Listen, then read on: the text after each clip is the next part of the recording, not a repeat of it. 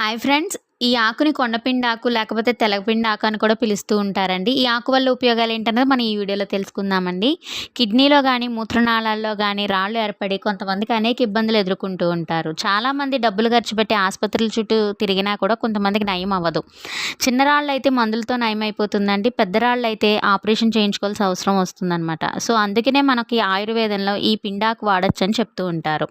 ఇందుకు నిదర్శనమే కిడ్నీలో ఏర్పడిన రాళ్ళను కరిగించడం కోసం కొండపిండాకును వినియోగించేవారట. ఈ ఆకు పేరు ఎలా వచ్చిందో గానీ పేరులోనే ఉంది కొండను పిండి చేసే చెట్టు అని. 5 నుండి 8 ఎంఎం లోపు సైజు రాళ్ళను కిడ్నీలో వచ్చినట్టు మనకి కన్ఫర్మ్ అవగానే కొండపిండాకు రసం త్రాగడం ప్రారంభించాలట.